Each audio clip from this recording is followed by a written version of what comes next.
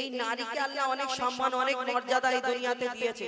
আর আমার নবী আসার আগে নারীদের কি করা হতো আপনারা জানেন? আমার মা বোনেরা, নারীদেরকে হত্যা করা হতো, নারীদেরকে পুড়িয়ে মারা হতো, নারীদের ওই দাসী হিসাবে তাদেরকে ইউজ করা হতো। এক একজনা 8টা 10টা 12টা 14টা করে বিয়ে করত, দাসী করে রাখতো। এরকম ব্যাপার ছিল, জাহিলিয়াত যুগ ছিল। মানে মেয়েদের কোনো সম্মান ইজ্জত ছিল না, দিত না। কিন্তু আমার নবী আসার পরে এই মেয়েদের কি সম্মান কি ইজ্জত, মা বোন এই দুনিয়াতে নারীদের কি সম্মান কি ইজ্জত দান করলো, এটা আমরা সবাই জানি। এই দুনিয়াতে আমরা সবকিছু শুনেছি।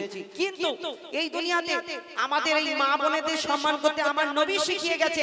কিন্তু আমরা সেই শেষ নবীর উম্মত, আমরা কিন্তু কিছু কিছু মানুষ আছি এই দুনিয়াতে ঠিক আমার নবীর বিপরীত কথাটা আমরা চিন্তা ভাবনা করি। কেমন? আমরা মনে করি একজনকে বিয়ে করলাম, বিয়ের পরে এবারে বউকে ধরে ইন্টার মারো, যা পারে হয়, ও তো পরের মেয়ে, ধরে মারো। কিন্তু এই দুনিয়াতে আমার নবী এই নারীকে কত সম্মান ইজ্জত করতে বলেছে। আমরা ঘরের মেয়েদের কেমন করি না? কিন্তু না, এই দুনিয়াতে সম্মান ইজ্জতের জন্য। তো সেই সম্পর্কে কবি ছন্দের মাধ্যমে অতি মূল্যবান কথায় লিখছে, দেখুন। নারী জগতের জান রে, নারী আধা ঈমান রে, নারী জগতের জান রে, নারী আধা ঈমান রে, বলে গেছেন মোর দয়াল নবীজি করো নারীর সম্মান রে।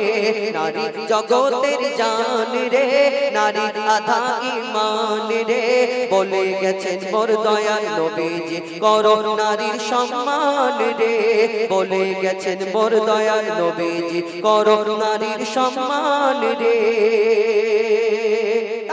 কবি ছন্দের মাধ্যমে আরো কি লিখছে, দেখুন।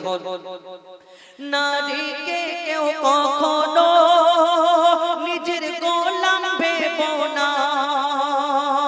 কবি বলছে নারীকে কেউ কখনো নিজের গোলাম ভেবো না। নারী ছাড়া এই দুনিয়ায় কেউ আসতে পারে না। নারী ছাড়া এই দুনিয়ায় কেউ আসতে পারে না।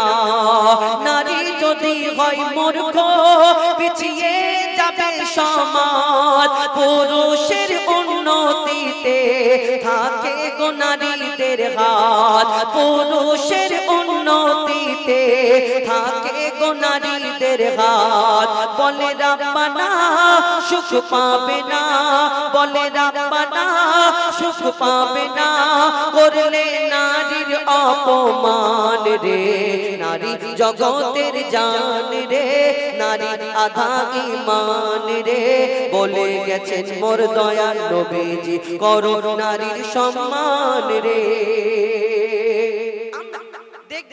আমাদের প্রায় এখন ঘরেতে অশান্তি সব সময় লেগে থাকে। কখন ছেলে পুলের যখন বিয়ে হয়ে যায়, একটা বৌমা আসে বলে কি বৌমা এলো, আর ঘরে আমাদের অশান্তি কিন্তু চালু হয়ে গেল। কিন্তু এই দুনিয়াতে একে অপরকে অ্যাডজাস্ট করে নেওয়া, মেনে নেওয়া, মানিয়ে নেওয়া, এটা অনেক বড় ব্যাপার। আমার ঘরের মেয়ে, আমার সন্তান, আমার বেটি, আমার পিসি, আমার বোন যদি শ্বশুর বাড়িতে কষ্ট পায়, আমার মনটা ছটফট করে, বাপ মার মনটা কাঁদে, ঘরের লোকজনের মনটা কাঁদে। হ্যাঁ, আমার মেয়েকে অত্যাচার করছে, নির্যাতন করছে, এই দুনিয়াতে আমরা মনে করি মনটা বড় কাঁদে। কিন্তু আমার ঘরে যে একটা পরের মেয়ে এসেছে, তারও বাপ ভাই সবকিছু আছে, তারও ফ্যামিলি আছে, তাদেরও ফ্যামিলি লোকের মনটা কাঁদে। যদি তুমি তার মেয়েকে যদি কষ্ট দাও, এটা যদি আমরা বুঝে যাই, তাহলে আমাদের জীবনে কোনোদিন সংসারে অশান্তি থাকবে না। কবি ছন্দের মাধ্যমে আরো কি লিখছে, দেখুন। আমার ঘরের মেয়ে যদি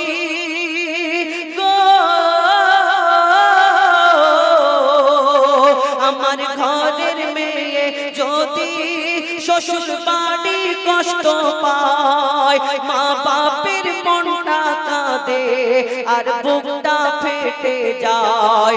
মা বাপের মনটা কাঁদে আর বুকটা ফেটে যায়। পরের মেয়েকে আমরা দিই জ্বালা যন্ত্রণা, নিজের অন্যায় চেপে রেখে বলি বৌমা ভালো না।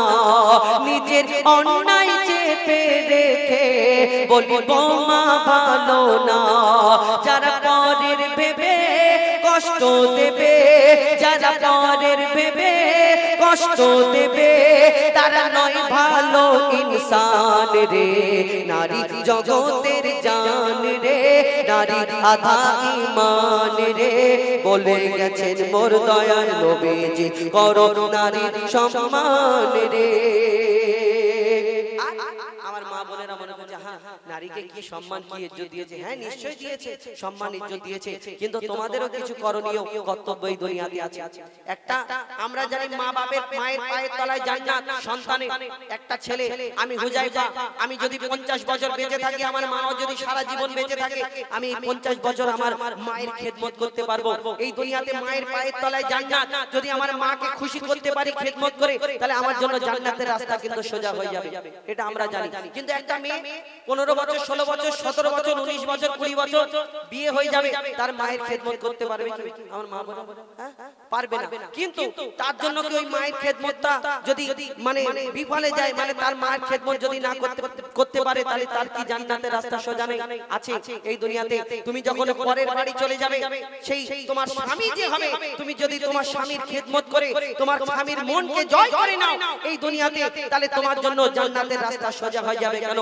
একটা স্ত্রীর তার স্বামীর পায়ের তলায় এই দুনিয়াতে জান্নাত তুমি মায়ের ভালোবাসা দেখছো কিন্তু এই স্বামীকে আল্লাহ কি সম্মান কি ইজ্জত দিয়েছে এটা তুমি বোঝো না একটা তুমি যদি কিছু বলো এখন ডিজিটাল যুগ মেয়েরা মানে সমান সমান অধিকার চায় এখন কি যদি বলে হ্যাঁ গো এইটা কোথায় গো খ্যাক করে উঠে হ্যাঁ ওইখানে আছে দেখে নিতে পারো না বলেন এরকম করো না এই জোর গলায় কথা বলো উঁচু আওয়াজে কথা বলো স্বামীদের সঙ্গে কাল কিয়ামতের ময়দানে যখন উঠবে সেখানে যখন তোমাদের শাস্তি দেওয়া হবে সেইখানে সেদিন বুঝতে পারবে যে স্বামীর কদর যদি আমি করতাম আজকে বেঁচে যেতাম কাল কিয়ামতের ময়দানে আফসোস করবে হায় হায় করবে কবি ছন্দের মাধ্যমে সেই সম্পর্কে আরো কি লিখছে দেখো মা বোনেদের কাছে করি আমরা আবেদন তোমার পিতা আর স্বামী পাবে সম্মান ভালো হলে তোমার চাল চলন তোমার পিতা আর স্বামী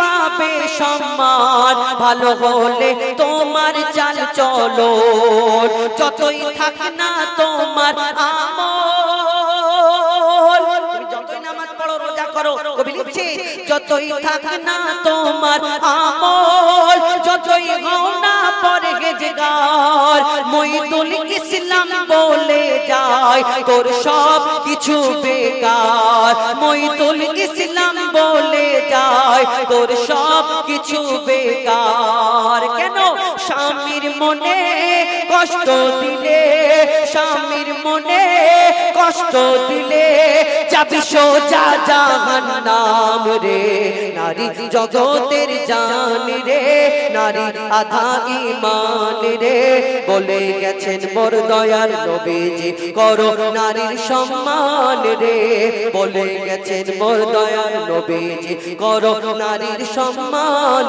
রে বলে গেছেন মোর দয়াল নবীজি করো নারীর সম্মান রে বিনা দানার খেজুর আমার ওই খেজুরের